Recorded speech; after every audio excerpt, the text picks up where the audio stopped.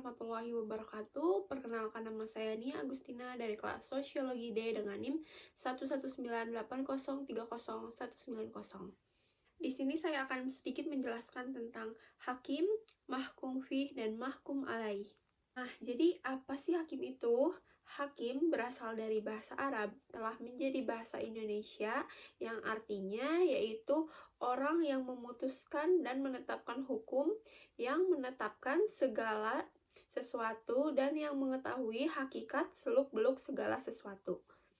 Nah, dari definisi tadi dapat diambil pengertian bahwa hakim adalah yang pertama pembuat hukum, yang menentukan hukum, yang memunculkan hukum, dan yang membuat sumber hukum.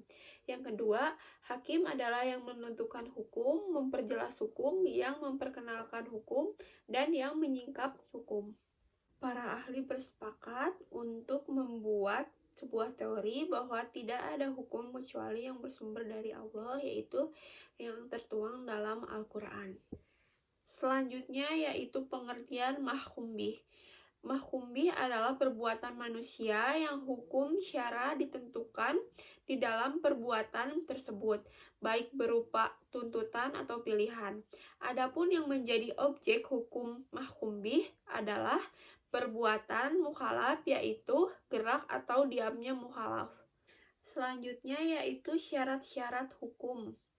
Yang pertama yaitu seorang mukhalaf mestilah mengetahui dengan jelas bahwa yang diperintahkan atau yang dilarang untuk meninggalkan melakukan sesuatu perbuatan itu adalah asyari, karena itu suatu perintah atau larangan yang tidak memiliki landasan yang jelas, baik langsung maupun tidak langsung, berasal dari Al-Quran atau hadis, tidak dapat diberi predikat hukum atau taklifi. Yang kedua yaitu suatu perbuatan yang diperintahkan untuk mukhalaf mestilah diketahui dan dipahami jelas oleh mukhalaf tersebut. Nah, yang ketiga yaitu suatu perbuatan yang diperintahkan kepada mukhalaf, ia bebas memilihnya sesuai kemampuannya untuk melakukan atau tidak. Nah, di sini saya akan menjelaskan macam-macam mahkum bih. Yang pertama yaitu perbuatan yang tidak termasuk hukum syara. Contohnya yaitu makan, minum adalah perbuatan mukhalaf tapi bukan hukum syara. Yang kedua yaitu perbuatan yang menjadi sebab hukum syara, contohnya yaitu perzinahan, perceraian. Selanjutnya yaitu perbuatan yang menjadi sebab hukum syara, contohnya itu mencuri. Nah, hukum syaranya itu si pencurinya itu dikisos. Selanjutnya yaitu baru bernilai dalam syara apabila memenuhi rukun dan syarat yang telah ditentukan, contohnya itu sholat. Yang selanjutnya diakui oleh syara yang mengakibatkan adanya hukum syara, contohnya nikah, jual beli, sewa, dan lain-lain. Selanjutnya yaitu pengertian mahkum alaih.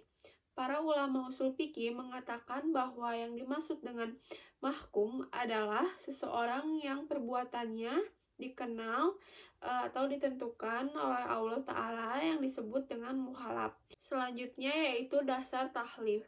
Dasar pembelaan hukum adalah akal dan pemahaman seseorang, baru bisa dibebani hukum apabila ia berakal dan dapat memahami secara baik tahlif yang ditentukan padanya. Yang kedua, syarat-syarat tahlif. Pertama, orang itu telah memahami kitab syar'i, tuntutan syara yang terkandung dalam Al-Quran dan Sunnah, baik secara langsung maupun melalui orang lain. Yang kedua adalah seseorang yang harus cakap bertindak hukum, yang dalam usul fikih disebut juga ahliyah. Pengertian ahliyah yaitu kecakapan mengenai suatu urusan, misalnya seseorang dikatakan ahli untuk menduduki suatu jabatan. Cukup sekian pemaparan dari saya, mohon maaf bila ada kesalahan.